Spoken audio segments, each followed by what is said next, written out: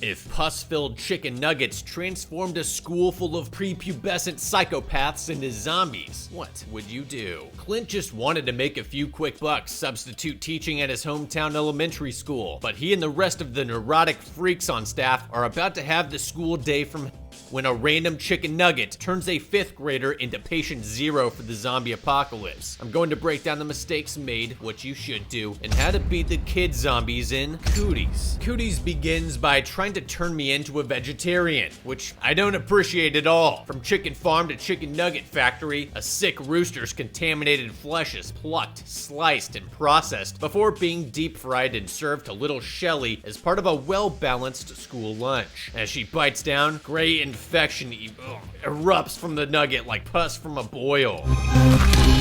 This is why you always look over your food before shoving it down your gullet. In the same neighborhood, Clint, an elementary school teacher and aspiring writer, drives to work. The boat was evil, but he loved the boat. Someone send this man in advance right now. I have to hear more about this sexy evil boat. As Fort Chicken Elementary, Clint's mistaken for a dealer by the school's crossing guard Rick, who's really into fungi poppables before the school's resident PE teacher Wade blocks him in with a truck. Or, like a sane, well-adjusted adult, you repark somewhere else and pop one of his tires as a lesson. Fort Chicken Elementary is what happens when you put George Romero in charge of Wes Anderson Daycare. You, Mom. Oh, yeah? F you! Watch it! Sorry, didn't see that. And this is before the jelly nuggets made it into the cafeteria. Jesus. And the teacher's lounge isn't much better. It's an asylum full of oversharers and high-strung weirdos. I know that this is a button. It emits crazy alarm. Lucy escorts Clint to his classroom, where he finds 2 prepubescent weasels laying into little Shelly. She is looking rough, covered in sores, eyes blank and disoriented. Looks like that Tyson chicken ain't sitting well. Clint hasn't realized it yet, but he is punching way above his weight class here. Your name is Patriot? Yes, this little is named Patriot. When Clint threatens to take away Patriot's phone, the little scamp neuters him with a threat to report him for inappropriate touching. There is 0 chance I'd be a teacher today. Poor pay, you can't pimp smack misbehaving children, and they don't let you carry a firearm to defend yourself from bullied loners who snap. Patriot starts whisper bullying Shelly and pulls her ponytail clean off her head. Not much to say here besides maybe don't bully someone who looks like they have the bubonic plague, or if you do, at least avoid putting your face right in front of their plague hole. Clint tries to pull her off, but gets scratched for his effort. Shelly rushes off and Clint spirits Patriot away to Nurse Rhonda's office. She says he'll need stitches for the silver dollar of flesh dangling from his face. Yeah, no.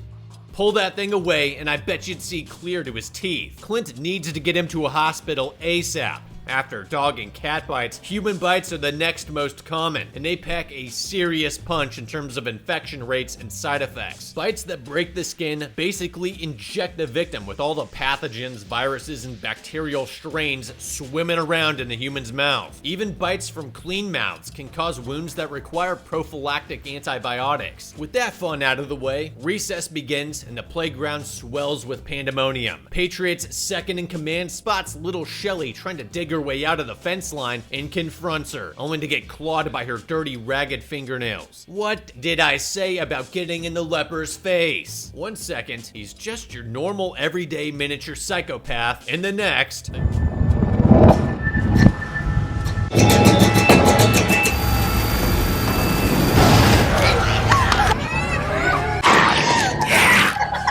Thanks for the run-through of what not to do. Why is every teacher here repeatedly running into the fray and freezing for an eternity, waiting for bloody psycho kids to make a move? You know these kids. This is insane behavior, and something is obviously wrong. And you have like 100 pounds on these kids. There is no excuse not to rock at least a few of them with big, nasty right hooks before you sprint for the door. Outside the fence line, Rick's tripping balls in his van when all this is going down. He radios Vice Principal Sims for help. Add being high during a zombie apocalypse to my list of irrational fears. I'm pretty sure I might be seeing some of your students Possibly eating Mr. Peterson? Rick, if you're not gonna drive off to safety, at least move into the back of the van where they can't see you. This James Taylor wannabe blindly barrels out of his office onto the playground where he is immediately demoted on the food chain. How about we look out of the window before rampaging into the open when something seriously messed up is going on?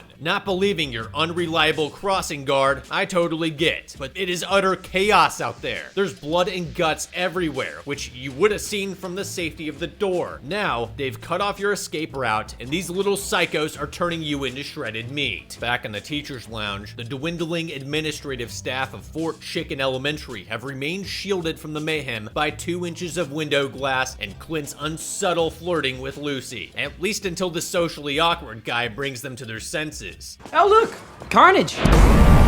Wade gives up on his NBA tryouts in time to notice he's become surrounded by giggling, hissing, bitey 5th graders. Things aren't looking great, but we do have a few seconds to assess our options. He's backed up to a high fence. These kids could scale that way faster than he can. These kids will be chewing through his muscular basketball player calves like chicken wings before he makes it halfway up. There's cars to the right in the parking lot. A solid option if he has his keys, which he doesn't. And let's be real, Wade does not have the stamina to outrun the horde. He'll just die tired. So, he does what any red-blooded American would. Reaches deep into those 6 years he spent playing high school football and breaks for the safety of the school building, body-checking kids left and right and narrowly getting inside before the pint-sized horde smashes into the doors. The only thing I'd change here is keeping a basketball to use as a quick shield, chest-pressing the ball into the faces of any kids who come at him. I will give him props, though, for acting first and not waiting for the kids to rush him. Teacher Tracy tries calling the police, but the line goes dead halfway through. Now would be a great time to calmly walk over to the Vice Principal Sims' office to retrieve our phones and call anybody that has a gun, preferably Andy from the gun shop across the street. Instead, the world's dumbest cop shows up to save the day. He has the situational awareness of a blind man, oblivious to the horde of zombified kids on the other side of the fence. Little Shelly finishes digging her way out from under the fence, right as Trooper Rodney Farva reaches his fingers towards some little girl's mouth through the chain links. Dude, what? Call me crazy, but as a rule of thumb, I don't stick my fingers anywhere near people with blood-soaked mouths. This is the strangest reaction to what is happening right in front of your face. There's a horde of ravenous, growling kids and a bunch of teachers' bodies disemboweled not even 20 feet away. I'm not saying we should start capping these kids, but I am saying the front sight post of our Glock should be level with their head and the slack taken out of the trigger. You know, just in case. The cop rushes back to his cruiser where little Shelly's waiting to finish him off. Now, you might ask, why didn't she just jump him outside the fence? Possibly because he's an easier target sitting down with a seatbelt on. He can't throw his weight around as easily, nor reach for his pistol as easily. She can just pop up and rip into his neck. Now, the better question is, why the hell is there no partition between him and the back seat like all police cruisers have? And for a good reason. You're telling me this guy routinely transports criminals in his back seat where they have complete access to him and his firearm on his right hip. With even half a brain in a properly set up police cruiser, his death could have been avoided. The good news is, his absence will be noticed by the police department fairly quickly, I think. The bad news is, Shelly is on the loose and could start a full-on outbreak if she makes it to another school. We can only hope she'll run into a moderately capable adult, like Wade, who could pin her to the ground and dribble her head into the pavement until the screeching stops. Back in the teacher's lounge, nobody thinks to just pull the nearest fire alarm, which would definitely get local fire and police to come running ASAP. Instead, Wade opens the door where Patriot leaps on him, forcing him back into the room. He tosses the kid off, but Patriot gets his hands on Clint seconds later, forcing him to the floor. These people are useless, if not outright hazardous to her own survival.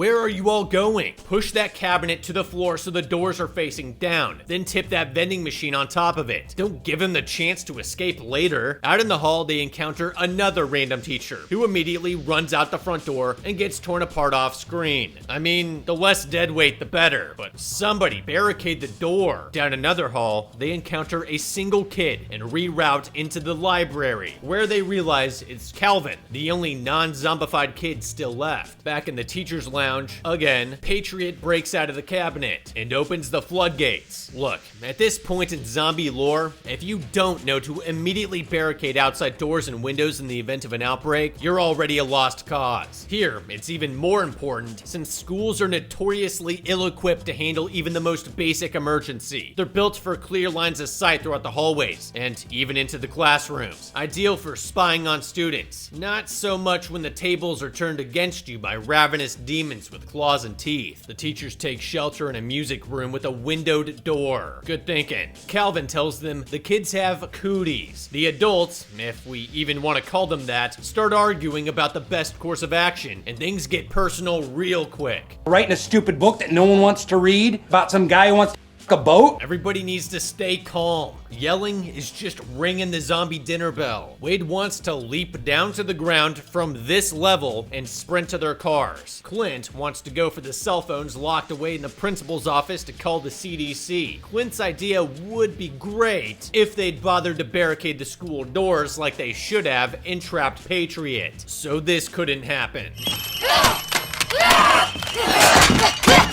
Lucy has another idea. At 3 o'clock, the parents will come to pick up their kids. We can get up on the roof and signal them for help. Pretty solid plan if the school wasn't teeming with flesh eaters. But none of this strategizing is foolproof because they didn't safeguard the building's access points when they had the chance. That should have been priority numero uno. Then they should have cleared the building by finding weapons and going from room to room, trapping or killing any kid zombies they found. With that done, the next step would have been to lure the kids into an area opposite the direction we wanted to go. Most schools have speaker systems, and the one like this with parents who actually care and teachers that are still trying definitely does. Speaker systems can usually do wide broadcasts, or broadcast to single locations. Turn on some Kids Bop, and let's get out of here. If the speaker system didn't work, Clint should check his satchel for the voice recorder he was using earlier in the car, record a message, and place it on a far high window just out of sight, luring the kids to swarm there while you sneak out unseen. And if he didn't have it on him, this school is bound to have one of those bulky rolling televisions teachers use to show videos. Turn that on in a class and draw them that way. Suddenly, Clint flinches. Everyone notices the band-aid on his arm, the scratch from Patriot. They assume he's infected, and Wade locks him in a supply closet. With nothing to do but wait until 3, we get to kick back and watch the horror show. Afterward, they unlock the supply closet where they were keeping Clint and walk through out onto the roof. You mean to tell me you locked a potential zombie in the corridor that might lead to your only means of escape?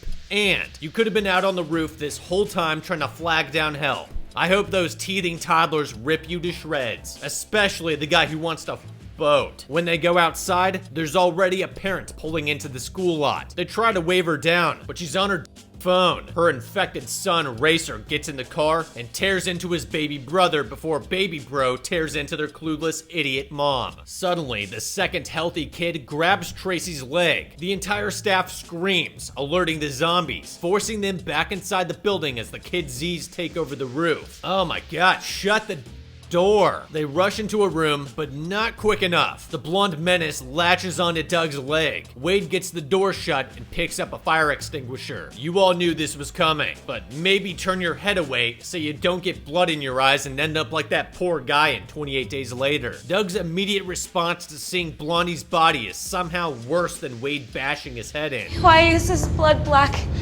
I think I'm gonna dissect him. Yeah, you do you. I highly doubt you're gonna learn anything from ripping out organs. Nothing that justifies the risk of getting yourself infected. The second healthy kid reveals she's been scratched across her back. Lucy sends her to wash the wound out with water and soap, while Dr. Dip manhandles the zombie's giblets without any PP on in the bathroom. Prognosis is not good.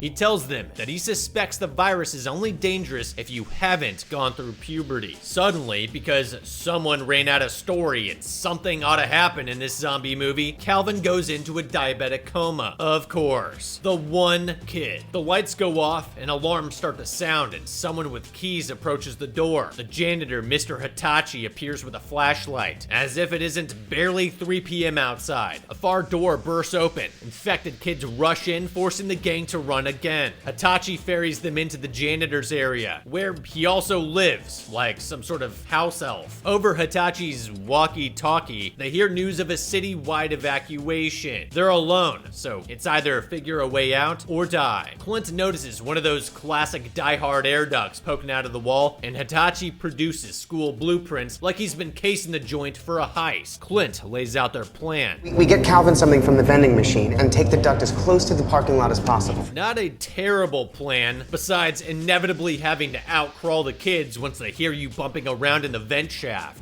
Who's teensy-weensy enough to fit up? The camera lands on Clint, but didn't you just say the most important part of your plan relies on everyone shimming through that duct to get to Wade's truck? Sounds to me like they want Clint to test the shark-infested waters. That. We're drawing straws. Clint puts up no argument like a punk. An army crawls through the ducts. Lucy offers words of encouragement, but then Wade her off, so she snaps and decides to follow Clint into the duct. Sure, why crawl quickly and effortlessly one after another when you can constantly be in each other's way? They finally make it to the teacher's lounge. As loudly as possible. Lucy finds Wade's truck keys and then leaves Clint to deal with the vending machine while she crawls through the vents to the principal's office to try to find a phone. Unfortunately, the door opens behind him and a girl on a tricycle rolls in, trapping him in the corner. Nearby, Lucy crawls out into the principal's office to find all the phones destroyed. Too little, too late. At least someone finally shut the door behind them. In the lounge, the machine tries to eat the dollar bill again, and the little demon lets out an ear-breaking screech, drawing Patriot to her like a screamer out of 7 Days to Die. Dumb. So dumb. She weighs all of 50 pounds. Roundhouse kicker back through the door and then shut the door. Then you can take your sweet time with the candy machine so you can save some useless deadweight kid. Instead, Clint grabs the candy bar and dives back into the ducts with Patriot and the rest of his horde crawling after them, making excellent time. Clint passes off the candy to the rest of the staff, and he and Lucy scramble away to an office where they barricade the vent from the outside with a desk. Then they remember to warn the others. Wade throws a bunch of junk into the vent and then seals it shut with straps. You're in a janitor's closet. Are you telling me there aren't any chemicals or glass vodka bottles you could toss in there? Schools just aren't what they used to be. Trapped with seemingly no way out, Clint shoots his shot with Lucy and scores, telling her he's always liked her and came back knowing she taught here, hoping to date her. They remember this isn't an R-rated movie and joke that they might need proper stimulants to do this right. Just need a bottle of wine. One of those backpacks must have some beer in it. Looks like sexy boat guys figured out a raging clue. Clint unlocks the door to find a zombie girl playing pretty princess with a woman's severed head. Lucy tosses the pills onto the floor like she's at a rave in Budapest, and the kids frenzy. Back in the janitor's closet, the ding-dongs finally wake up to the fact that they're surrounded by potential weapons and gear. Finally, these adults are using their marinated nihilism and long-running exposure to desensitizing violence to their advantage. But Go for the face!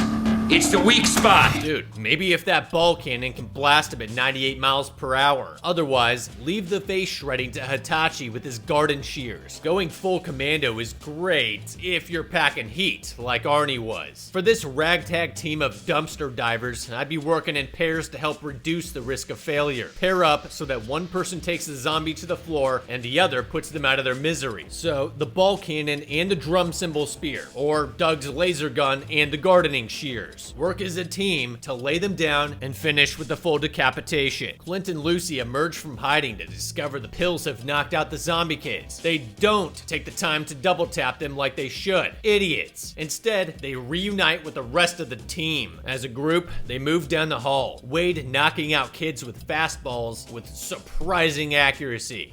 Dude, save some for the rest of us. But seriously, I hope someone's picking up your balls as you go, because there's only like 10 of them in that gun. And the second line better be taking heads to make sure they stay down. Clint gets a good whack in, but just as I suspected, they run out of balls almost immediately. As most of the group burst through the doors, they find that the zombie kids are still hanging around playing in the playground. Something that could have been found out by corner peeking before fully committing. The proper move here is not to get engulfed by their numbers. This doorway should have been their hotgates, with Wade as their Leonidas, funneling them into a choke point, Wade using his mask to keep the kids jammed, and Hitachi butchering them with the shears. I guess they never watched 300, because back inside, Hitachi is separated and fighting alone. He embraces his moment to shine and begins wrecking Rugrats with a broom handle, martial arts, and his gardening shears. They really should have stayed together to ensure he didn't get overwhelmed or winded. This man's got the skill to cut down the kids one by one. Outside, the barely functional adults charge the horde of zombies with their makeshift weapons. Wade barely has time to unlock his truck when he's swarmed by a bunch of children and takes one for the team, holding the horde back while the others waste his sacrifice by standing around watching him slowly die, then fleeing. Now in Wade's truck, they book it out of town, oblivious to the final threat hitching a ride in the back of their pickup. As the truck runs out of gas, Patriot makes his last stand. Almost there. Flint does the sensible thing and brakes, painting the road red with Patriot's blood. A shame, since the zombie kids are supposed to have black blood. Turns out, Patriot wasn't a zombie at all, just a little psychopath the whole time. Even plowing headfirst into the asphalt with his face isn't enough to stop Patriot, and this is why we double tap. Clint puts the truck in reverse and pancakes the little kid against a tree. The question now is, where do they go from here? To state the obvious, avoid crowded population centers. In fact, avoid towns at all. Why? Because we've seen these kids stay in places they know. They stayed on the playground and in the school long after the school day ended. Our best bet for survival is to go where most kids won't. The woods, industrial areas, farmsteads, places with shiny lights or playful noises are to be avoided at all costs. Frankly, looking for the nearest isolated house or public works building is ideal. Anywhere where there might be a private water supply and small or no windows to board up. Clear the building of any infected, and then hunker down for the night and wait for daylight, when you can maybe strategize a move to a place with more resources that still isn't gonna immediately spring into the mind of a zombified kid, like a Walmart. The gang doesn't think it out. Instead, they drive right into Danville, the next town over, which looks super dead. They run out of gas, of course, and are forced to abandon the truck. Might have been a good idea to check the gas before driving into a town. They find a storefront full of windows broadcasting news across the United States. The kid menace is spread everywhere. Valuable information to have, but of course, they lack the situational awareness to put someone on the lookout for the virus. Just lucky these kids like to hunt their prey down screaming. Otherwise, you'd already be dead. The kids chase the adults into an alley where the staff just barely manages to find a door open and seal themselves into a space of complete darkness. They've just entered the very worst epicenter that they possibly could have. Oh, that's not zombies. That's just what happens inside a Chuck E. Cheese. And that's exactly where they are. As one of those dramatic theater camp kids turns on a light, they find themselves in a kid's play center, doomed and surrounded. Until OG Wade appears to save the day. Somebody order a badass. Yeah, I think Deus Ex Machina did. How'd you know they picked this building, Wade? Hitachi's also with him. The adults make a run for it to find Rick's van waiting for them as Wade super soakers the entire facility. What are you doing? Water won't hold them off! It ain't water. What a hunk. Real talk though, that dinky squirt gun is not gonna cut it if your goal is to light this place up and fry all these critters. You're gonna need at least a super soaker CPS 3000 with a backpack reservoir. With that, the adults escape to face another day. Maybe. If they don't run out of gas in front of a preschool first, which is very likely. While this isn't the easiest zombie horde to beat, it would have been much easier if they barricaded the school doors properly to begin with. Then lured the kids to one side before breaking for the truck during broad daylight. Once in the truck, they could have holed up literally anywhere not likely to attract kids, and they would have been 70% of the way to freedom before night even fell. For those reasons, I think Cooties was beat. And remember, chicken nuggets will rot your brain.